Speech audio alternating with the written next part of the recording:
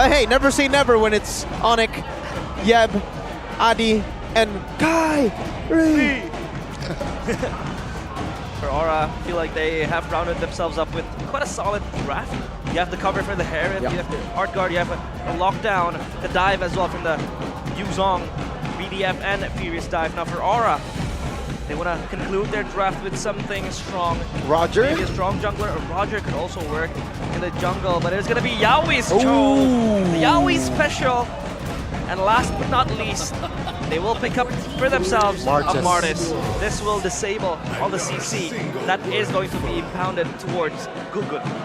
Very different, right? Season 12, very popular and also very an okay win rate here on this Martis, but the season very low. Oh. And there you go. Yeah. Nolan Jungle, Fredrin EXP.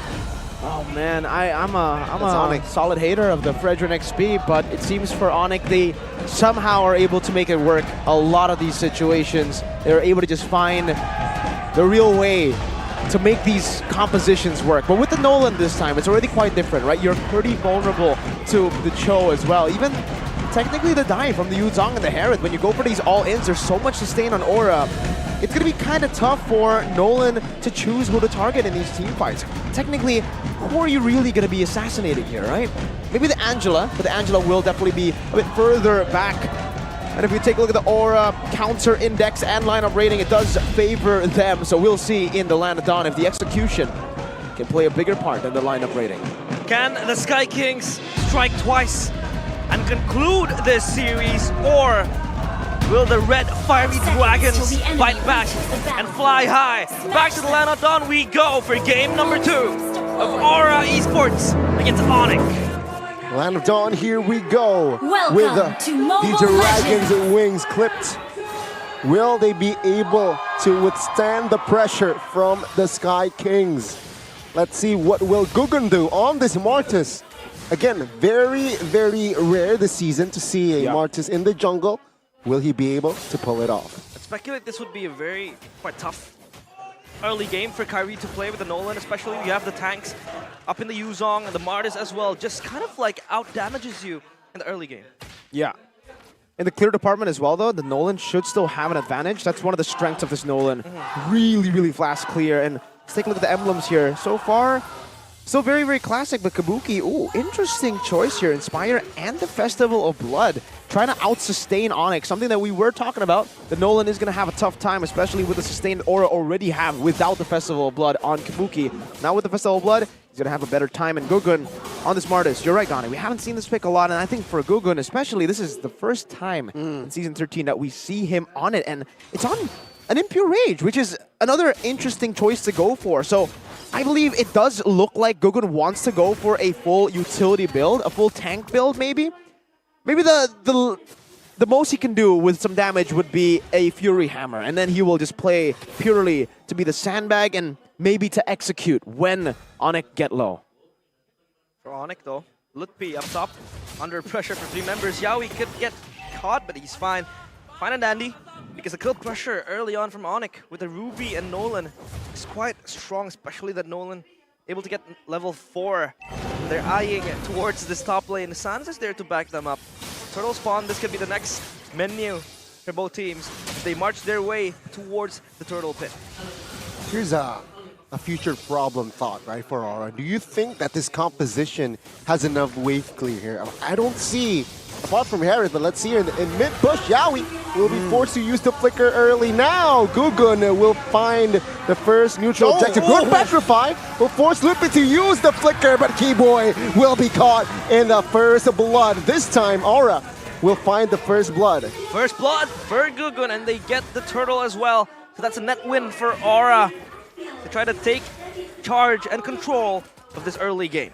Does seem like Aura are trying to fight fire with fire. A big problem in their comp would be, yes, that wave clear, but you won't need wave clear if you're winning in the early game and snowballing, if you're the ones being proactive on the map. That was what they were lacking in game number 1, and at this point, they're just trying to beat ONIC at that game of the early game snowball.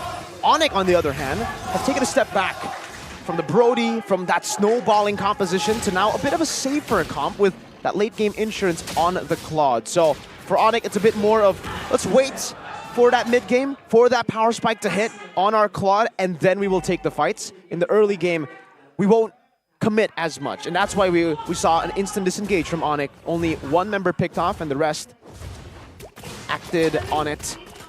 Just gave Keyboy up for the sacrifice. This composition does kind of like looks to excel and snowball in the early to mid game later on. So yeah, the wave clear might not be as relevant because you have every potential lead. Oh, Keyboy is able to dodge Yaoi. A little taunt there, but all is good. They're trying to contest this purple buff in the hands of Aura. And now how does Fredrin approach this? But a kick from Keyboy towards Keyboy. It was deflected earlier, but Keyboy with his dexterity was able to find the flicker and out of that sticky situation. There's a lot of confidence from Keyboy in the series, especially in the first game. Now to the second game, he's been able to just maneuver so freely around the map. Very different approach here. CW actually with the first item, Corrosion Scythe. Knows that he won't be in the lane too much. He actually wants to participate in these team fights, knowing that the Corrosion Scythe build basically is for the additional utility in the early game. Let's see how CW takes this, because there's no lane swap for now. They want to go for it. We have Dragon already committed. Oh, Gugun will secure the second neutral objective. Oh, good petrify on towards Kyrie. The damage will come through. 1 HP run with the lifesteal secures it. And now our Aura, they are looking for more potentially here in the bottom side of the map. Shaman 4 is invested, but it seems like ONIC, they will not commit more here. They will just back away. Aura, still looking for potential angle with Gugun. Also in the vicinity, 3v2, 4v2, potentially with the diversion play. The ONIC looking for backup with Sans now, joining the fray. But it seems like Aura, they just want the turret. Wow. Yaoi's able to look for the proactive plays and the pressure as well, just him shadowing his carries, trying to just let them shove in the wave and get the tower, or the turret rather. It's able to just bait out the players of ONIC and their diversion, Sans especially. Yeah, another win for Aura because they got the turtle and a kill. They traded a turret as well, good conversion, but ONIC still were able to find ways to nullify the early snowball from being a big one, right? It's still just a 1,000 gold lead. This can build up again for Aura if they continuously just look for these fights, and if Yaoi is able to find those big picks again. But if ONIC stay at this kind of stalemate with it only being a 1k gold lead, it's going to be super, super valuable for ONIC. Again, their power spikes are going to hit a bit later, and Aura, that threat that Gani mentioned in the later stage where their wave clear isn't too good, will come back to bite them if they don't get this big lead fast. I feel like ONIC is so good at trying to just keep up and stabilize this lead. Aran in the bush. He's spotted out. They could engage on him. Whoa! Smells Aran. He smells a dragon. Now he is flying with the Black Dragon from Blazing Duet invested. The with the help of Yaoi. Black Dragon as well. Now CW will be the first one to fall alongside Kyrie. Good recovery as Keyboy will fall as well. Good comeback here by Aura. They are not messing around in the second game. Aran is the embodiment of the dragon. 2 dragons, 3 dragons even, letting Aran win that fight and prolong it for a backup to come. Goosebumps 1v4. Aran won it with the help of the Angela. Wow, man, don't give this guy the Terizla. Give him damage dealers, man. Give him playmaking heroes, because my goodness, what was that? Wow, he was able to just kind of survive that little gank, that little skirmish, that little pickoff that ONIC was looking towards him. The diversion play was there. He was trapped in no man's land. And the hard guard though, we gotta give props to Yeskiel as well for saving Aran in that scenario. But the backup from Aura was also too good. CW can be stuck here. Oh no, we have Dragon committed now with the cover of Keyboy. Lutpi and Sans with the teleportation. But it seems like another structure in the top side will fall. ONIC has no anti-region. That's why Yudzong and Angela just wreaks havoc against against ONIC's composition as of now. Yeah, I mean, only the Fredrin has it down in his ice now, and Lutpi hasn't been really active around the map. He's been now getting more game time around the map with the help of diversion, but he was actually the one trading on the other side previously, and now it does get very, very tough for ONIC. They Aura have been able to build up a 2.2k gold lead. And with the consistency of how Yaoi finds these picks, ONIC are going to have to work some overtime shifts here to try to work out where Yaoi is, how to go in, because even CW with the Purify, Aura's got those timers down to a T. They timed it really, really well, catching CW up top earlier as well. And if it continues, again, just baiting out these Purifiers will be very, very valuable for Aura, because we were talking about how Claude was the safer pick compared to Brody. If that Purifier is burnt out, he's actually a riskier pick than the Brody, because he doesn't have the early game that Brody does to withstand a lot of his initiations from Aura.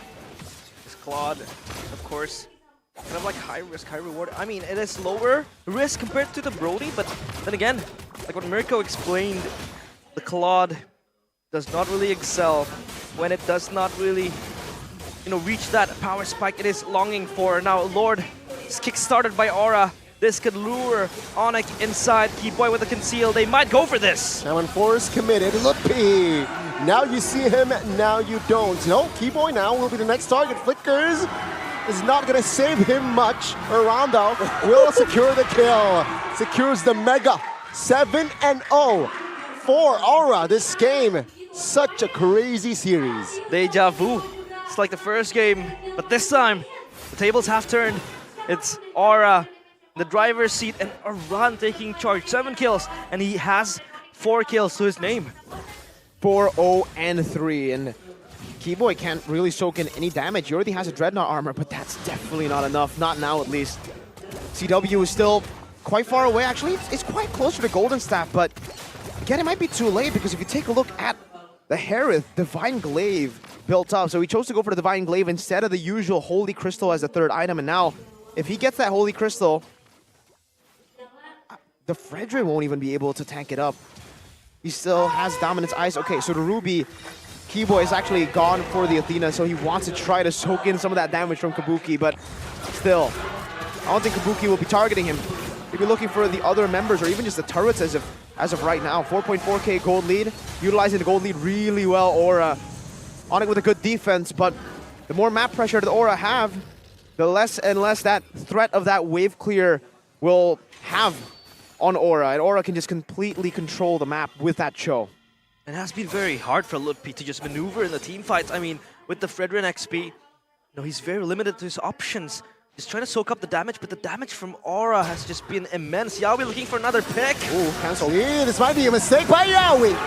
ONIC responds very well now. Gogun will run for the hills as ONIC, they will reclaim the purple. And ONIC finally gets a first kill, gets the first kill on the board. Oh, diversion play!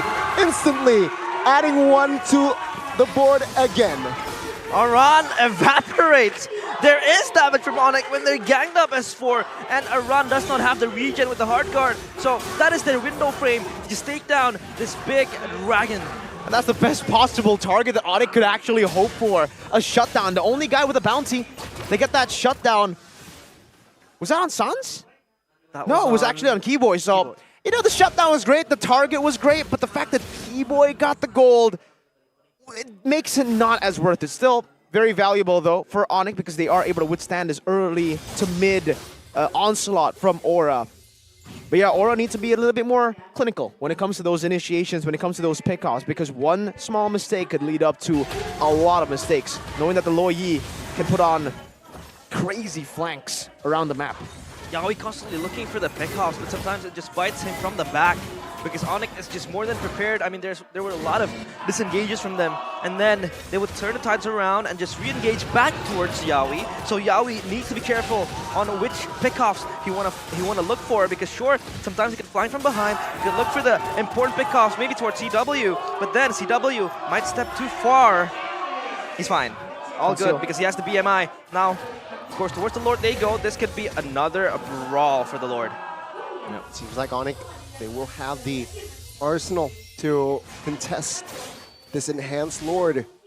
Top side still in favor of Aura, though. And ONIC, they will take their time as well to find the right angle to set up. And CW has already hit his power spike now. He already has the 3 items, the Golden Staff, the DHS, and the Corrosion. and he's just finished that Melfic Roar. Meanwhile, for Kabuki, another big power spike for him too as he finished up the Holy Crystal. 4th item in his arsenal with the Divine Glaive already built up. ONIC will have to be very, very careful as to how they initiate. Because if Yaoi catches them, Kabuki will delete him. See, it seems like topside CW will be sent, but Lutpi, the first one to fall now. Keyboy looking for a position. Gugun secures the Lord. Let's take a look at CW now with the BMI back.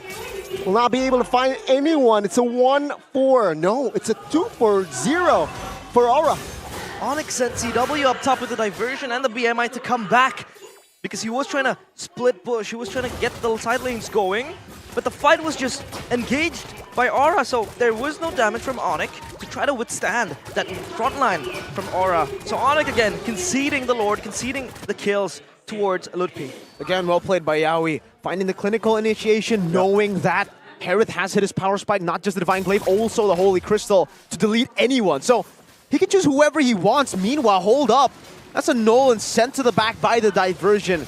Oh, again, this is a tough spot to be in for the Nolan too, though, because if he chooses Kabuki, I don't think he can assassinate him. Can he assassinate Iran? I don't think so.